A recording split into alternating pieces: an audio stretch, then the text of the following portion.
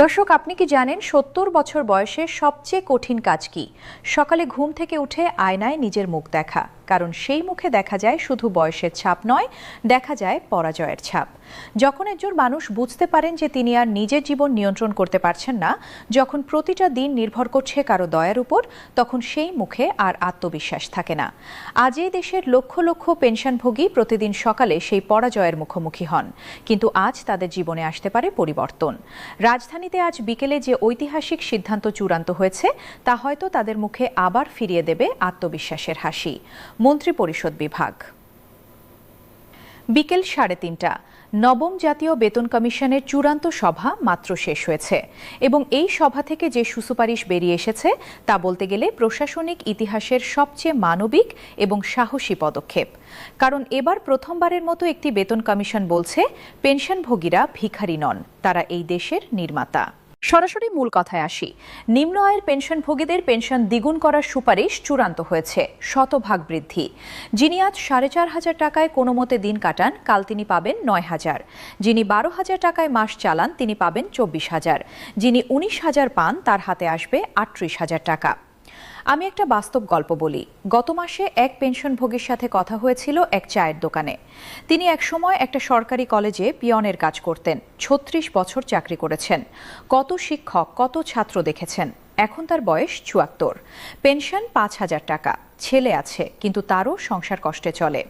তিনি চায়ের কাপে চুমুক দিয়ে বললেন, আমি প্রতিদিন সকালে উঠে নামাজ পড়ি, তারপর দোয়া করি, হে আল্লাহ, আজ যেন কোনো অসুখ না হয়, কারণ অসুখ হলে ডাক্তারে যেতে হবে, টাকা লাগবে, সেই টাকা নেই। ছেলের কাছে হাত পাতা ছাড়া উপায় নেই, আর প্রতিবার হাত পাততে গেলে মনে হয় নিজের সম্মানটা আরেকটু খসে পড়ল। এভাবে কি বাঁচা যায়? আজকের সিদ্ধান্ত সেই মানুষটির মতো অসংখ্য মানুষের জীবন বদলাবে। তার পেনশন হবে 10,000 টাকা, 5,000 টাকা বেশি। এই 5,000 টাকা মানে তিনি এখন ছেলের কাছে কম হাত পাতবেন, নিজের কিছু খরচ নিজে চালাতে পারবেন। এটাই তো মর্যাদা। কমিশন এবার এমন একটা পদ্ধতি নিয়েছে যা আগে কখনো দেখা যায়নি। তারা পেনশনভোগীদের 3টি শ্রেণীতে ভাগ করেছেন এবং যার যত কম আছে তাকে তত বেশি দিয়েছেন। এটা অর্থনীতি নয়, এটা মানবিকতা। মধ্যবিত্ত পেনশনভোগীদের জন্য 75% বৃদ্ধি, 20 থেকে 40,000 টাকার মধ্যে যারা পান। এই মানুষগুলো সমাজের নীরব যোদ্ধা, প্রতিদিন লড়াই করছেন কিন্তু কেউ দেখছে না। 26,000 টাকা পান, এবার পাবেন 45,500। 30,000 পান, পাবেন 52,500। 37,000 পান, পাবেন 64,750 টাকা। এই 15-20,000 টাকা তাদের জীবনে শান্তি দেবে। উচ্চ আয়ের পেনশনভোগীরা পাচ্ছেন 55%, 40,000 টাকার বেশি যারা পান। 50,000 থেকে 77,500, 60,000 থেকে 93,000, 70,000 থেকে 1,08,500 টাকা সবাই পেয়েছে। এবার চিকিৎসা ভাতার কথা। এই সিদ্ধান্ত সত্যিই অসাধারণ।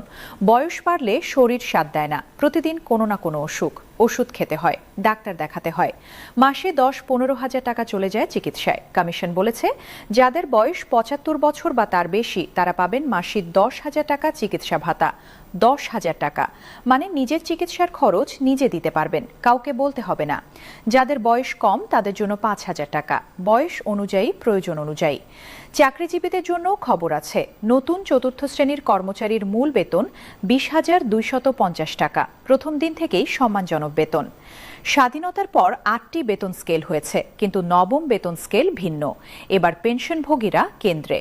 এই মুহূর্তে কমিশনের সদস্যরা যমুনা অতিথি ভবনে যাচ্ছেন, প্রধান উপদেষ্টার কাছে সুপারিশমালা দেবেন, তারপর বাস্তবায়ন। কয়েক লক্ষ মানুষ অপেক্ষায় আছেন, প্রতিদিন খবর দেখেন কবে ঘোষণা আসবে। এবার তাদের অপেক্ষার শেষ হবে। এই মানুষগুলো কারা?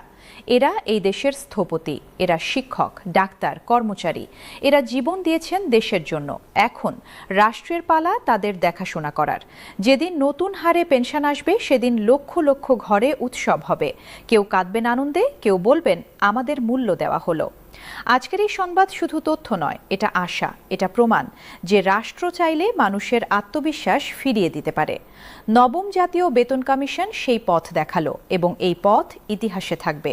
কারণ এটা শুধু টাকার গল্প নয়, এটা মানুষের সম্মান ফিরিয়ে দেওয়ার গল্প। এবং সেই গল্প শুরু হলো আজ এই ঐতিহাসিক বিকেলে।